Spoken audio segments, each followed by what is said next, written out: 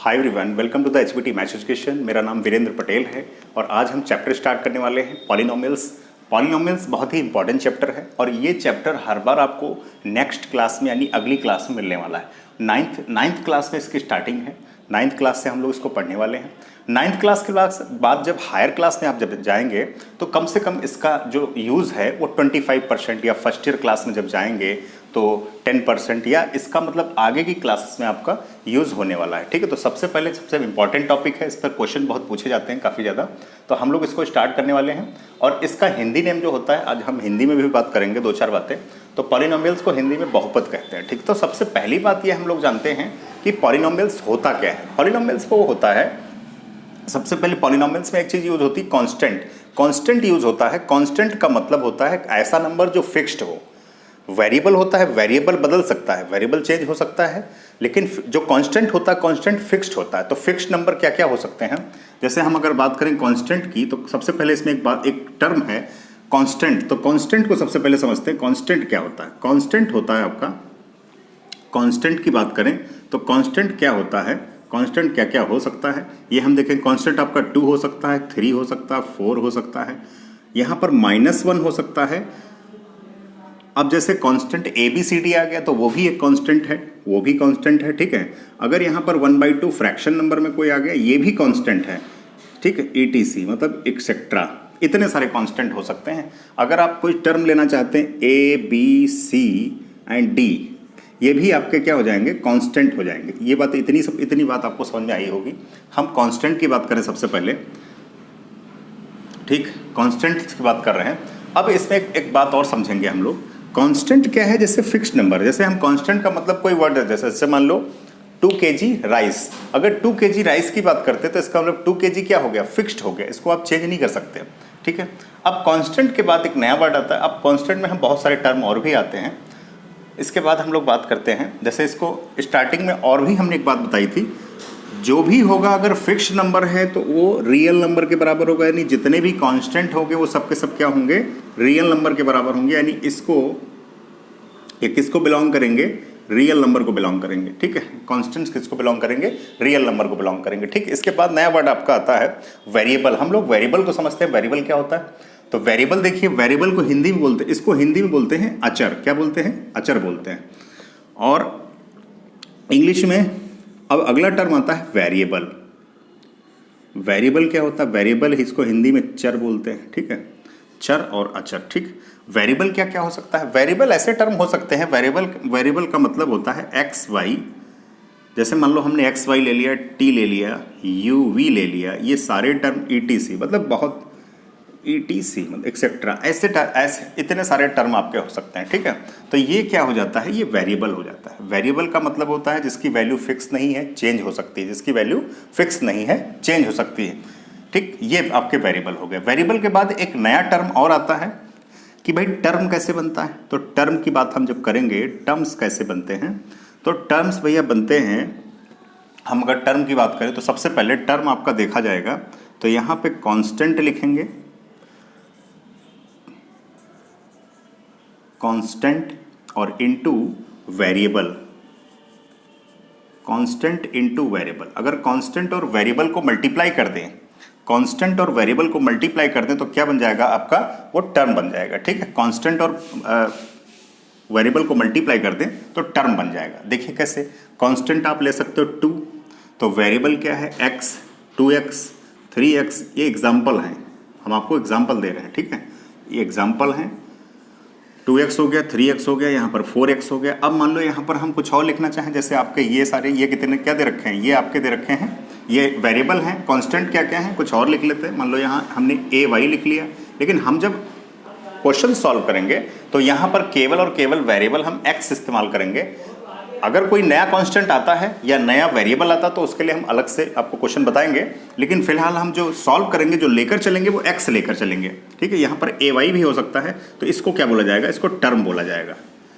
Term कैसे बनता है? टर्म बनता है जब कांस्टेंट और वेरिएबल का मल्टीप्लाई होता है या उसका प्रोडक्ट लिखा जाता है, उसको बोला जाता है टर्म बोला जाता है। ठीक है, जल्दी से यहाँ तक कॉपी कर लीजिए। इसके बाद हम नेक्स्ट टर्म आपके लिए लेकर आने वाले हैं। इसके बाद का टॉपिक, सबसे पहले आपने कांस्टेंट समझ लिया कि कांस्टेंट की वैल्यू फिक्स होती है, कांस्टेंट क्या क्या होता है। फिर आपने वेरिएबल समझ लिया, क्योंकि पॉलिनोमियल में इन दोनों का यूज होने वाला है, वेरिएबल का भी यूज होने वाला है और कांस्टेंट का भी यूज होने वाला है। तो हमने क्या किया, यहाँ से टर्म की वैल्यू निकाल ली। ठीक है, तो जल्दी से यहाँ तक कॉपी कर लीजिए, 1 मिनट का समय ले लीजिए, उसके बाद हम आगे बढ़ते हैं।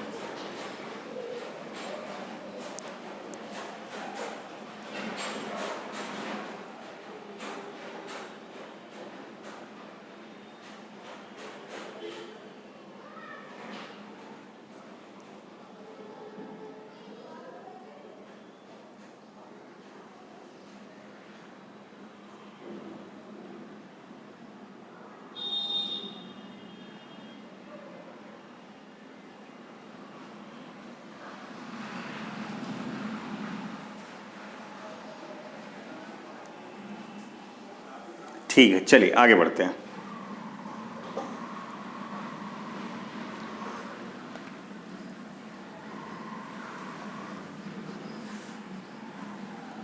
अच्छे से समझ लीजिए, बहुत यूज़ होने वाला है ये चैप्टर, अच्छा चैप्टर है जिसकी हम बात कर रहे हैं। देखिए, इसको क्या बोलेंगे, अगर आप लिखना चाहो इसको क्या बोलेंगे, टर्म बोलेंगे। इसको भी क्या बोलेंगे, टर्म बोलेंगे। टर्म हमने बता दिया आपको कैसे कैसे बनता है टर्म। इसको भी क्या बोलेंगे, टर्म बोलेंगे। ठीक है, यहाँ तक आपको अच्छे से समझते रहना है। इसको भी टर्म बोलेंगे। अब हम नेक्स्ट बात आती है कि पॉलिनोमियल्स कैसे बनता है, या पॉलिनोमियल बनाने के लिए किन किन चीज़ों की जरूरत होती है। तो पॉलिनोमियल बनाने के लिए सबसे पहले कांस्टेंट की जरूरत होती है। किसकी जरूरत होती है, कांस्टेंट। कांस्टेंट की जरूरत होती है। और किसकी जरूरत होती है, वेरिएबल की जरूरत होती है। वेरिएबल की जरूरत होती है। और किसकी जरूरत होती है, इसके अलावा जरूरत होती है नॉन नेगेटिव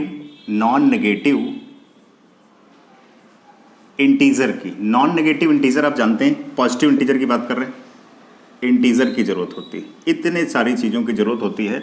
अगर इतनी चीज़ें आपके पास हैं तो आप पॉलिनोमियल्स में, इससे ज़्यादा चीज़ें नहीं हो सकती। ठीक है, अच्छा, इसके लिए मतलब n की वैल्यू क्या क्या हो सकती है। जैसे हम बात करें यहाँ पर n, मान लो ये नॉन नेगेटिव इंटीजर की हम बात कर रहे हैं, नॉन नेगेटिव इंटीजर्स। ठीक है, तो इसका मतलब है 0, 1, 2, 3, 4 और ऐसे करके कहाँ तक, n तक, इसकी बात कर रहे हैं। अगर इतनी सारी चीज़ें आपके पास हैं तो आप आसानी से पॉलिनोमियल्स बना सकते हो। ठीक है, किसी भी अब नॉर्मल क्वेश्चन, जब पहला क्वेश्चन हम आपसे करेंगे तो पहला क्वेश्चन जब आपसे पूछेंगे तो यही पूछेंगे, बताइए कोई एक्सप्रेशन दे रखा होगा, और पूछेंगे कि बताइए ये पॉलिनोमियल है कि नहीं है। तो सबसे पहले अगर आप उसमें ध्यान दीजिए, अगर वेरिएबल की पावर नॉन नेगेटिव इंटीजर्स है, वेरिएबल की पावर नॉन नेगेटिव इंटीजर्स है तो पॉलिनोमियल हो जाएगा। अगर इसके अलावा कुछ और होगा, जैसे मान लिया हमारे पास पॉलिनोमियल कोई आ गया और पूछा जाता है पॉलिनोमियल है कि नहीं है, तो अगर x की पावर, मतलब ये है वेरिएबल की पावर अगर नेगेटिव आ गई तो भी पॉलिनोमियल नहीं होगा, और वेरिएबल की पावर अगर फ्रैक्शनल आ गई तब भी क्या होगा, नहीं होगा। अगर वेरिएबल की पावर इरेशनल आ गई तब भी वो पॉलिनोमियल नहीं होगा। मतलब इतने सारे टर्म्स होते हैं, तो आप धीरे धीरे स्टेप टू स्टेप करके एक एक चीज समझते जाइए, फिर हम लोग इसके बाद क्वेश्चन सॉल्व करेंगे। ठीक है, लिख लीजिए जल्दी से, यहां तक हटा देता हूं मैं इधर।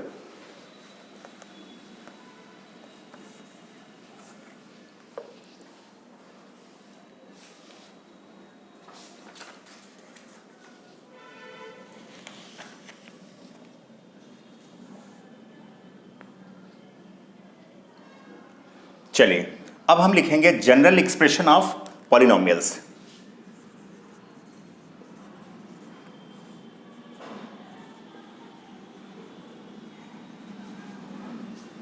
जनरल एक्सप्रेशन ऑफ पॉलिनोमियल्स मतलब ये है, जनरल फॉर्म में इसको क्या बोलेंगे, या फिर पॉलिनोमियल। ठीक, अब आगे बढ़ते हैं। देखिए, जनरल एक्सप्रेशन में इसको क्या बोलेंगे, इसको हम डिनोट करते हैं px से। कैसे, px से ऐसे लिखते हैं। यहाँ पर देखिए, यहाँ पर अगर आप लिखेंगे, देखिए यहाँ पर क्या होता है, कई सारे टर्म आते हैं, कई सारे टर्म आपके आते हैं। कई सारे टर्म का मतलब है वो अलग अलग कांस्टेंट हो सकते हैं। जैसे अभी हमने आपको एक बात बताई थी कि टर्म कैसे बनता है, टर्म बनता है कांस्टेंट और वेरिएबल के मल्टीप्लाई से। तो कांस्टेंट कुछ भी हो सकता है, कांस्टेंट लेकिन फिक्स होगा। ABC लिख रहे हैं तो यहाँ पर हम लिख सकते हैं, यहाँ पर हम क्या लिख लेंगे, यहाँ पर लिखेंगे A0 + A1x इसकी पावर 1। प्लस लिखेंगे a2 और इसकी पावर लिखेंगे x की पावर 2। ऐसे ही ये डैश डैश करके चलता जाएगा, लास्ट में an और x की पावर n आ जाएगा। मतलब अगर बात करें, ये जनरल एक्सप्रेशन है। जनरल का मतलब होता है इसमें a0 a1 इसकी वैल्यू फिक्स, इसमें कुछ भी आ सकती है। यहाँ 1 हो सकता है, यहाँ 2 हो सकता है, यहाँ 3 हो सकता है, यहाँ -1 हो सकता है, कुछ भी हो सकता है। तो ये जनरल एक्सप्रेशन इसका है, ठीक है। तो ये expression general expression of polynomials है, ये जनरल एक्सप्रेशन है, ठीक है। लिख लीजिए इसको जल्दी से, फिर आगे बढ़ते हैं हम लोग। इसके बाद लेकिन ये जो अलग अलग लिखे हुए हैं, अगर यहाँ पर लिखना चाहो तो इसकी जगह x की पावर 0 लिख सकते हो, ठीक है। इसको बोलेंगे टर्म। ये टर्म है, जितने हम सर्कल में ले रहे हैं ये सारे के सारे क्या है, टर्म है। इनको क्या बोलते हैं, टर्म बोलते हैं, ठीक है।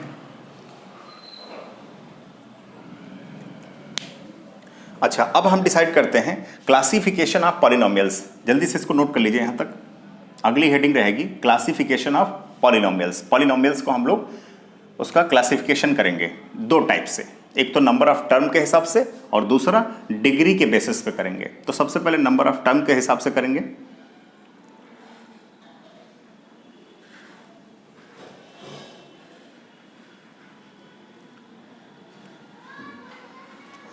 देखिए, नंबर ऑफ टर्म के हिसाब से कंडीशन आएगी। अगर देख लीजिए यहां पर नंबर ऑफ टर्म के हिसाब से अगर करेंगे, इतना नोट कर लीजिए, इसके बाद हम लोग करते हैं, ठीक है।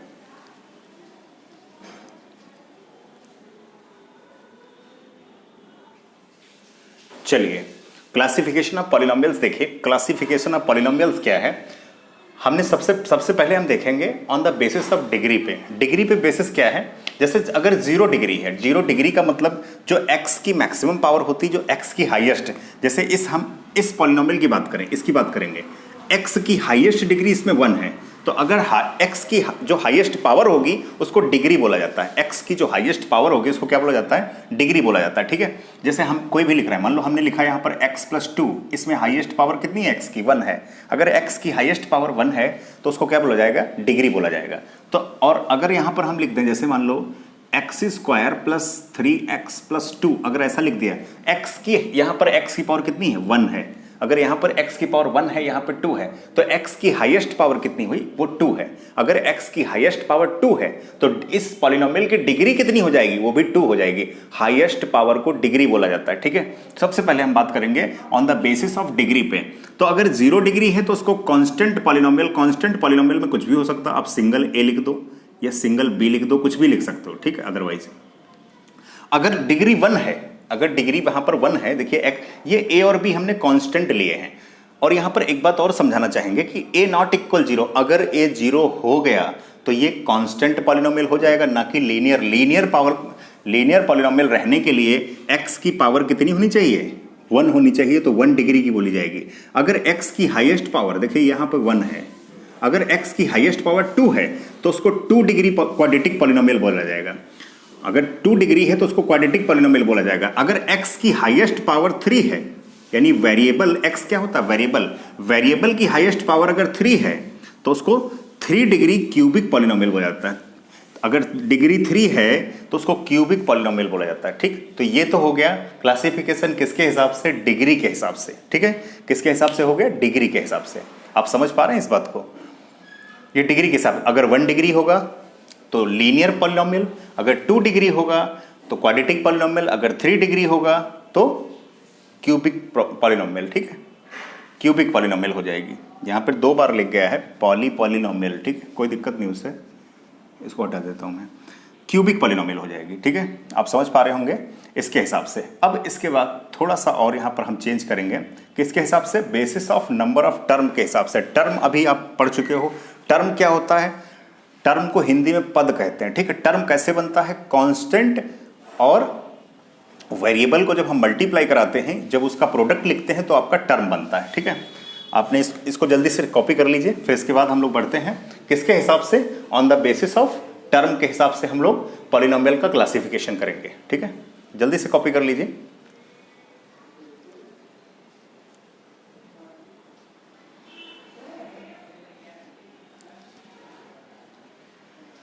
एक बात हम यहां से और समझेंगे, क्या समझेंगे, सबसे पहले एक बात हम और समझेंगे कि पॉलिनोमियल बनता कैसे है। पॉलिनोमियल बनाने के लिए किन किन चीज़ों की जरूरत पड़ती है? कांस्टेंट की जरूरत पड़ती है, वेरिएबल की जरूरत पड़ती है और नॉन नेगेटिव इंटीजर्स की जरूरत पड़ती है। नॉन नेगेटिव इंटीजर्स की जरूरत पड़ती है। उसके हिसाब से मतलब उसको आप जब उसको कंबाइन करते हो या क्लब करते हो तब जाके क्या बनता है? पॉलिनोमियल्स बनते हैं। ठीक है, जल्दी से नोट कर लीजिए इसको फटाफट। एक बात और याद रखिएगा, सब में हमने एक एक कांस्टेंट दिया हुआ है, एक एक कांस्टेंट लिखा हुआ है। यहां पर आप पहले कॉपी कर लो धीरे धीरे करके, फिर मैं बताता हूं इसके बाद। जैसे 1 डिग्री की पॉलिनोमियल है, अगर यहां पर b 0 हो जाए तो क्या आएगा? अगर b 0 हो जाए तो सिर्फ ax बचेगा, तब भी ये क्या है? 1 डिग्री की पॉलिनोमियल है। 1 डिग्री पर लीनियर पॉलिनोमियल है। अगर यहां पर सारे b और c 0 हो जाएं, अगर b और c 0 हो जाएंगे तो क्या बचेगा? सिर्फ ax स्क्वायर बचेगा, तब भी ये क्वाड्रेटिक पॉलिनोमियल है। ठीक है, अगर यहां पर सारे b c d 0 हो जाएं तो यहां पर बचेगा ax क्यूब। अगर ax क्यूब बचेगा इसका मतलब तब भी यह क्यूबिक पॉलिनोमियल है। ये मैक्सिमम क्या हो सकती है? ठीक है, मैक्सिमम क्या हो सकती है? जैसे यहां पर लिखा गया तो मतलब अगर ये टर्म 0 भी हो जाएंगे तो भी कोई फर्क नहीं पड़ेगा। ये क्या है? a 0 नहीं होना चाहिए। अगर a 0 हो गया तो ये क्यूबिक नहीं रह जाएगी, फिर क्वाड्रेटिक बन जाएगी, क्योंकि यहां से स्टार्ट हो जाएगी, क्वाड्रेटिक बन जाएगी। अगर यहां पर a 0 हो गया तो स्क्वायर नहीं रह जाएगा, इसका मतलब लीनियर बन जाएगा। और अगर यहां पर a 0 हो गया तो सिर्फ कांस्टेंट पॉलिनोमियल रह जाएगा। ठीक है, तो ये फर्क यहां पर समझ लीजिए अच्छे से। एक बात मैंने फिर बताई, डिग्री क्या होती है? डिग्री वो होती है जब आप कोई पॉलिनोमियल लिखा होता है, x की जो हाईएस्ट पावर होती है उसको डिग्री बोलते हैं। x की जो मैक्सिमम पावर होती है या हाईएस्ट पावर होती है उसको डिग्री बोला जाता है। ठीक है, जल्दी से कॉपी करिए, इसके बाद हम लोग आगे बढ़ते हैं।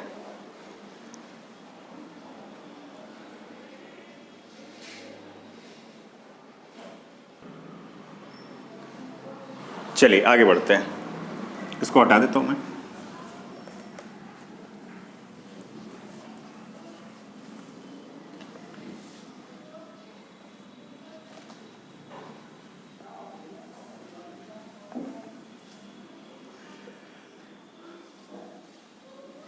ठीक, सबसे पहले अब हम किसके हिसाब से? टर्म के बेस पे, on the basis of term. तो टर्म आप जानते हो जनरल इक्वेशन क्या होता है? अगर इसको जनरल एक्सप्रेशन को लिखें तो जनरल एक्सप्रेशन आपका होता है, उल्टा करके इस बार लिखेंगे। अगर लिखना है तो a की पावर n x की पावर n प्लस a यहाँ पर हो जाएगा n-1 तो x की पावर n-1 ऐसे लिखेंगे, प्लस a की यहाँ पर n-2 हो जाएगा और x की पावर n-2 हो जाएगी, प्लस डैश डैश डैश करके यहाँ पर a 0 रहेगा। इतना हो गया। ये आपका जनरल एक्सप्रेशन है। किसका? जनरल एक्सप्रेशन है आपका पॉलिनोमियल का। ठीक है, सबसे पहले यहाँ पर बात समझ लेते हैं। अब हमने आपको पढ़ाया था एक बात कि यहाँ पर जो डिग्री होती है, सबसे पहले हम लीनियर पॉलिनोमियल की बात करेंगे। किसकी बात करेंगे? Linear polynomial. लीनियर पॉलिनोमियल में सबसे पहले यहां पर हम लीनियर पॉलिनोमियल से पहले एक बात और करते हैं, कांस्टेंट पॉलिनोमियल की। अगर देखना चाहें, देखिए, अगर डिटेल करना चाहें तो और भी कर सकते हैं, लेकिन अब इतना ज़्यादा डिटेल करने की जरूरत नहीं है, आपके क्वेश्चन यहां से फाइंड आउट हो जाएंगे। तो सबसे पहले हमने देखा कि यहां पर कांस्टेंट पॉलिनोमियल में डिग्री कितनी थी? कांस्टेंट पॉलिनोमियल में डिग्री कितनी थी? 0। तो यहाँ कांस्टेंट पॉलिनोमियल में डिग्री 0 थी। डिग्री 0 का मतलब है x की मैक्सिमम पावर कितनी होगी? 0। तो x की मैक्सिमम पावर 0, अगर यहाँ तो ये 0 हो जाएगी, ये पावर कितनी हो जाएगी? अरे इतना आप रहने दो, इतना डिटेल ठीक नहीं है। ठीक है, सबसे पहले आप समझ लो, इसको पॉलिनोमियल बोलते हैं, जनरल इक्वेशन है। अगर इसमें ये टर्म है, ये क्या है बेटा? टर्म है, सारे के सारे, ये सारे के सारे टर्म है। तो अगर हम बात करें, अगर फर्स्ट टर्म है, अगर सिंगल टर्म है तो उसको बोला जाएगा, क्या बोला जाएगा? उसको बोला जाएगा मोनोमियल। क्या बोला जाएगा? मोनोमियल बोला जाएगा। अगर 2 टर्म है, कितने टर्म है? 2 टर्म है, तो क्या बोला जाएगा? अगर 2 टर्म है तो बायनोमियल बोला जाएगा, बायनोमियल बोला जाएगा। अगर थर्ड टर्म है, 3 टर्म है, तो बोला जाएगा, 3 टर्म है तो क्या बोला जाएगा? ट्राइनोमियल बोला जाएगा। ठीक, ट्राइनोमियल बोला जाएगा। बाकी और सारे टर्म इससे ज़्यादा पूछा नहीं जाता, ठीक है बेटा। और सारे टर्म होते हैं तो उनको पॉलिनोमियल के नाम से जाना जाता है। बाकी सबके नाम ट्राइनोमियल तक ज़्यादातर इस आपके कोर्स में है, ठीक है। ट्राइनोमियल से ज़्यादा आपसे नहीं पूछेगा कि फोर्थ टाइप का नहीं पूछेगा, सिर्फ ट्राइनोमियल तक पूछेगा कि कौन सा फर्स्ट टर्म है तो उसको मोनोमियल, सेकंड टर्म है तो उसको, तो ये नंबर ऑफ टर्म के हिसाब से डिसाइड हो गया। बहुत सारे टर्म होंगे तो उसको पॉलिनोमियल बोला जाता है, ठीक है।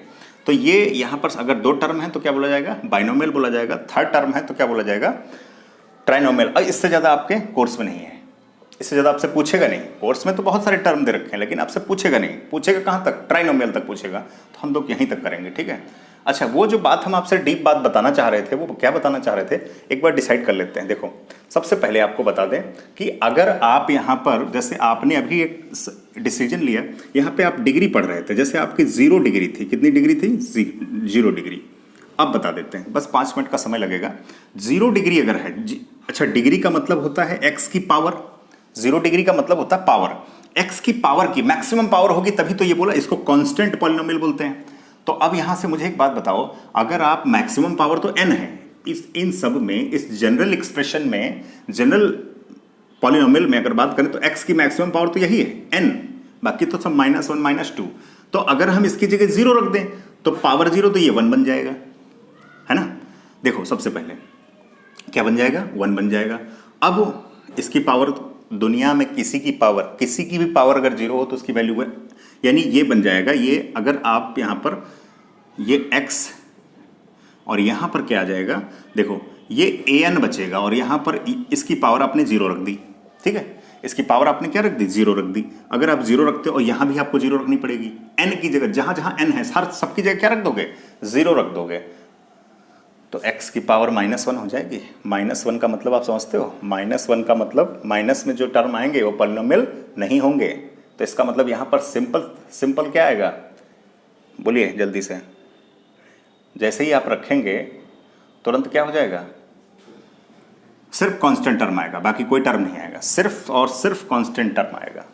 लेकिन अगर हम डिग्री 1 की बात करें, मतलब जहाँ जहाँ, मतलब x की मैक्सिमम पावर कितनी रखते हैं, 1 रखते हैं। अगर यहाँ 1 रखते हो तो यहाँ 1 हो जाएगा, यहाँ कितना हो जाएगा, 1, तो ये आपका आ जाएगा, ठीक है। ये बहुत सारे टर्म है, तो ये मत सोचिए, जहाँ पर नेगेटिव, जहाँ से नेगेटिव पावर आना स्टार्ट हो जाएगी, जैसे यहाँ पर जब आप यहाँ 0 रखोगे तो ये तो भाई x की पावर 0, ये an आ जाएगा। x की पावर 0 की वैल्यू 1 होती, तो ये सिर्फ सिंगल टर्म आया जिसको कांस्टेंट टर्म बोलेंगे आप, ठीक है। अगर आप अगली बार अब 1 डिग्री के लिए रखो अगली बार, और हाँ, आगे कई लोग सोचेंगे आगे भी तो रखेंगे, तो अगर आगे यहाँ पर n की जगह आप 0 रखते हो तो x की पावर -1, और हमने अभी आपको सबसे पहले बताया था कि नॉन नेगेटिव इंटीजर होना चाहिए, नॉन नेगेटिव। यहाँ पर नेगेटिव आ गया तो इसका मतलब ये टर्म, आगे के सारे टर्म नहीं लिए जाएंगे क्योंकि नेगेटिव बन रहे हैं।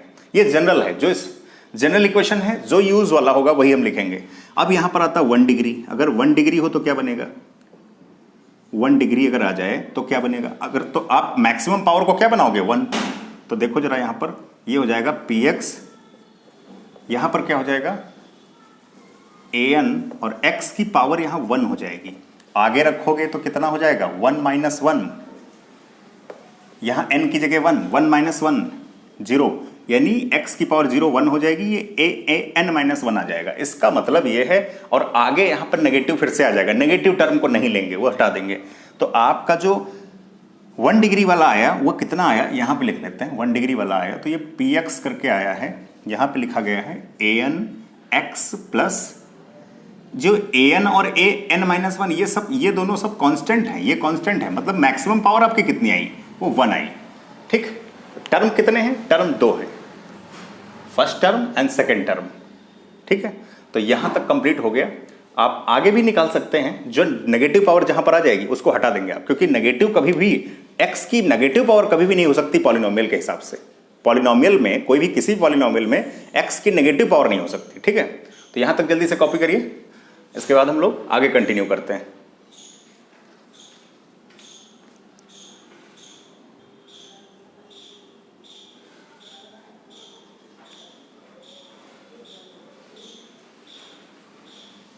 देखिए, इसमें जानने लायक बहुत कुछ है, लेकिन सिंपल तरीके से क्वेश्चन। अब यहाँ पर एक बात और हम बताना आपसे चाह रहे हैं, आप नोट करते रहिए। एक बात और बताना चाहेंगे कि ये जरूरी नहीं है, अभी हमने इससे पहले आपको बताया था कि जब भी आपका जो लीनियर पॉलिनोमियल होगा, लीनियर पॉलिनोमियल सिंगल टर्म हो सकता है, और अधिक से अधिक क्या हो सकता है, अधिक से अधिक 2 टर्म हो सकते हैं। ठीक,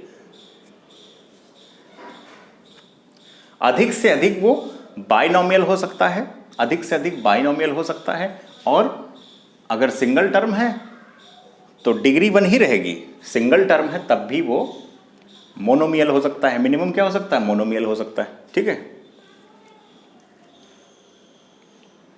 यहां तक लिख लीजिए, फर्स्ट टर्म होगा तो मोनोमियल, सेकंड टर्म 2 टर्म होंगे तो बाइनोमियल, थर्ड टर्म होंगे तो ट्राइनोमियल। इसके बाद हम लोग आगे बढ़ते हैं, और हमने आपको स्टार्टिंग से ही बता रखा है कि हम जो बुक इस्तेमाल कर रहे हैं वो आर.डी. शर्मा और एनसीईआरटी दोनों के कंबाइंड क्वेश्चन लेकर के चल रहे हैं, क्योंकि केवल एनसीईआरटी पढ़ाने से उसमें प्रैक्टिस क्वेश्चन बहुत कम होते हैं, जिससे आप प्रैक्टिस नहीं कर सकते। ठीक है, इसको हटा देता हूं मैं, प्रैक्टिस नहीं कर सकते ज़्यादा क्वेश्चंस की।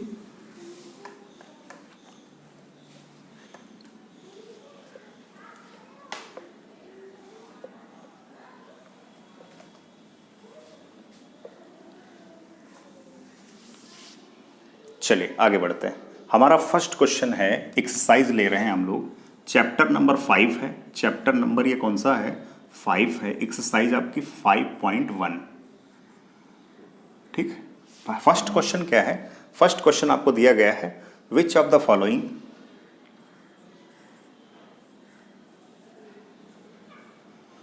Which one of the following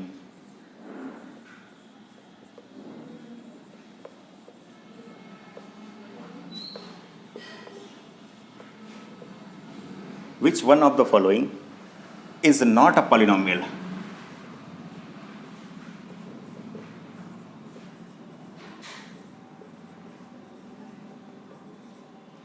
Is not a polynomial. First option क्या है आपका, फर्स्ट ऑप्शन आपका दिया गया है x² + 3x + 5। सेकंड ऑप्शन क्या है, सेकंड ऑप्शन आपको दिया गया है x² + 6x। थर्ड ऑप्शन क्या है, ये आपको दिया गया है √x और प्लस 5x, और फोर्थ ऑप्शन आपको दिया गया है x + 5।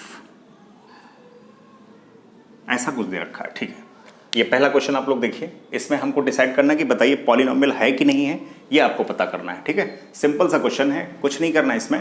आप देखिए, मुझे देख करके बताइए कि कौन सा, हमने पॉलिनोमियल की कंडीशन पहले ही बताई थी कि पॉलिनोमियल, जब भी पॉलिनोमियल के क्या क्या होना जरूरी है, पॉलिनोमियल में भैया कांस्टेंट होना चाहिए, फिर एक बार लिख देते हैं, कांस्टेंट होना चाहिए, और क्या होना चाहिए, वेरिएबल होना चाहिए, वेरिएबल होना चाहिए, और क्या क्या होना चाहिए, नॉन नेगेटिव इंटीजर्स होने चाहिए, नॉन नेगेटिव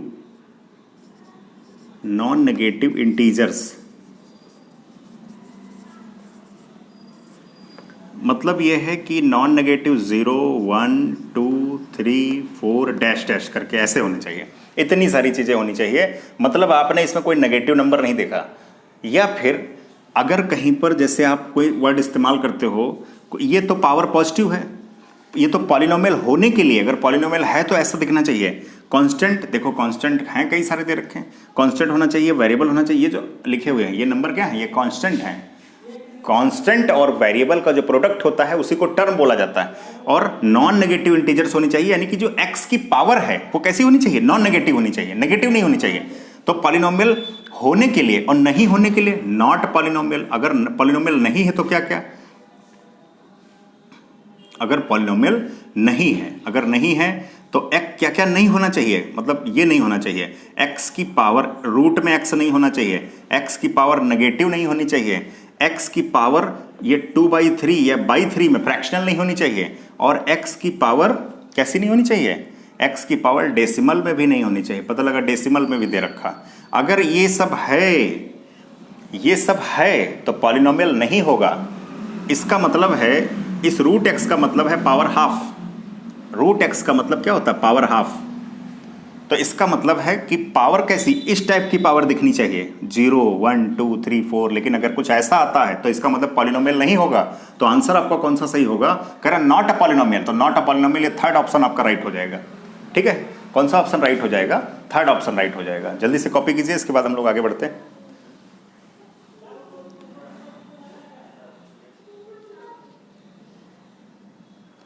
ठीक है,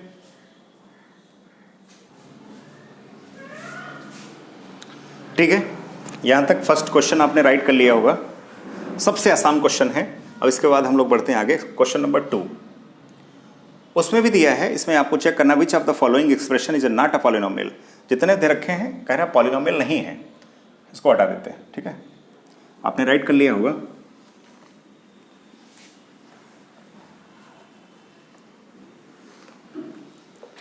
देखिए, कह रहा which of the following, question दे रखा आपको, which of the following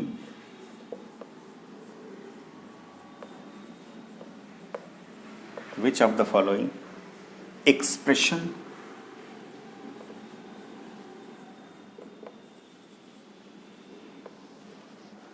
is not a polynomial।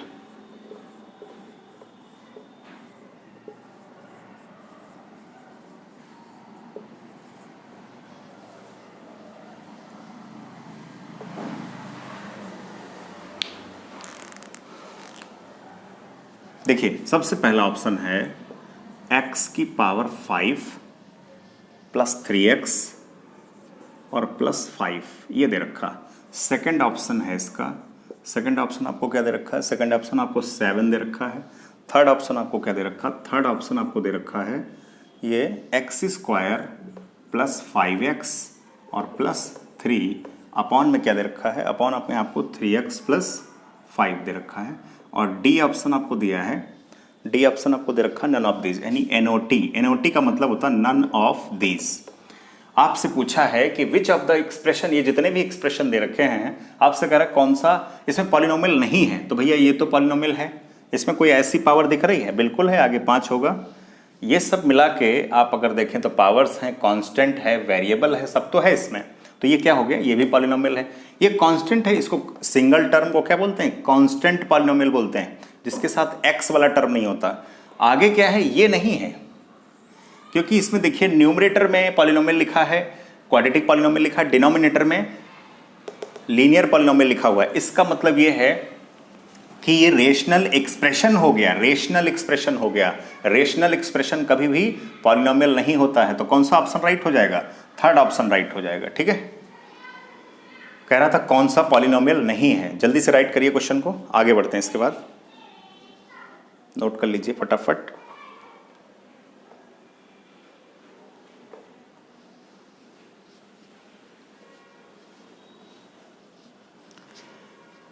ये क्या है, ये बताता है कि पॉलिनोमियल अगर ऐसा है तो पॉलिनोमियल होगा। ये बताता है कि अगर ऐसा x की पावर अगर फ्रैक्शन में है, रूट में लिखी है, नेगेटिव पावर है, डेसिमल में है, रेशनल में इस टाइप की लिखी है, फ्रैक्शनल पावर, तो क्या होगा, पॉलिनोमियल नहीं होगा, नॉट पॉलिनोमियल।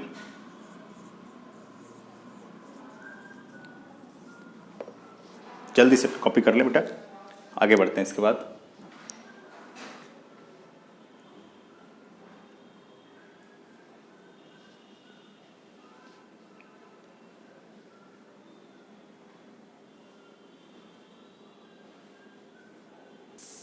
चलिए आगे बढ़ते हैं।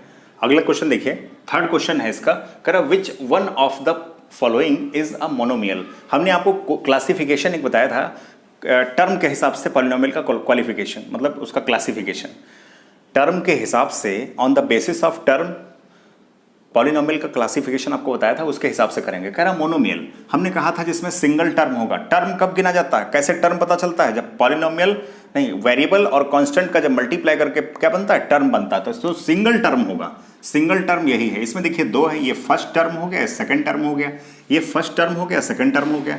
तो जिसमें 2 टर्म होते हैं उसको बोला जाता है बाइनोमियल, जिसमें सिंगल टर्म हो जाता है उसको बोला जाता है पॉलिनोमियल, मतलब मोनोमियल। ठीक है, तो ये आपका बी ऑप्शन राइट हो जाएगा। सेम क्वेश्चन आपका सेकंड, ये क्वेश्चन नंबर 4 है। इसमें बताइए जरा, फर्स्ट वाला है ये ट्राइनोमियल है क्योंकि 3 टर्म है, इसमें दो टर्म है तो आपका बाइनोमियल हो गया, इसे सिंगल टर्म है तो इसमें ये क्या हो जाएगा, सिंगल टर्म वाले को बोला जाता है मोनोमियल। NOT का मतलब होता है नन ऑफ दीज, इसका मतलब होता है इनमें से कोई नहीं।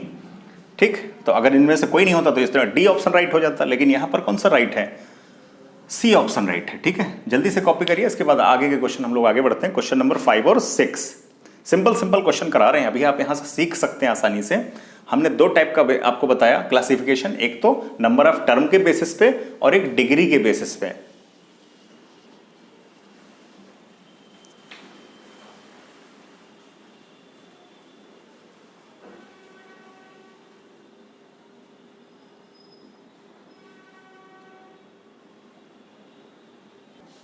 चलिए आगे बढ़ते हैं।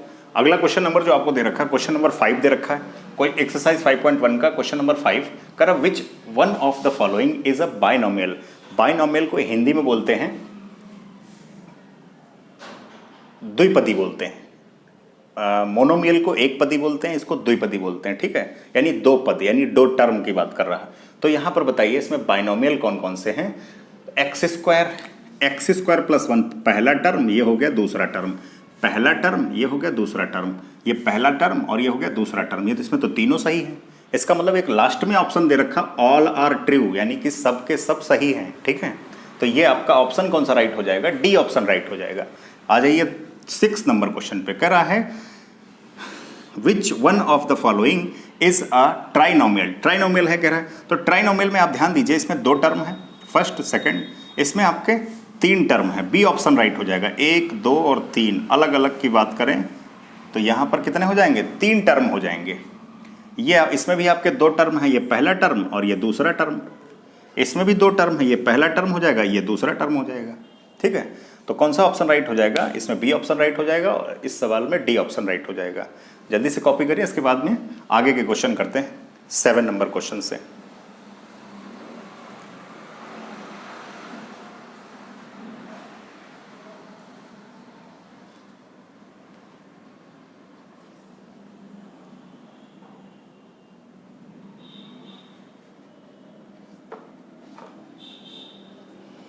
देखिए, आज हमने सिर्फ इतना इंट्रो दिया है आपको, आज के लिए इतना ही। आज वाली क्लास में इतने ही क्वेश्चन रखेंगे और जो कुछ हमने आपको पॉलिनोमियल्स के बारे में बताया है, ठीक है, उसको आपको 2-3 बार आप उसको बराबर देख सकते हैं, समझ सकते हैं क्या क्या हमने बताया है। ठीक है, और अगला जो हमारा वीडियो आएगा, ये फर्स्ट लेक्चर था, लेक्चर नंबर जो 2 आएगा उसमें पूरा डिटेल के साथ एकदम हम लोग क्वेश्चन स्टार्ट करेंगे और तेज़ी से क्वेश्चन करेंगे। ठीक है, thank you so much, all the best, have a nice day.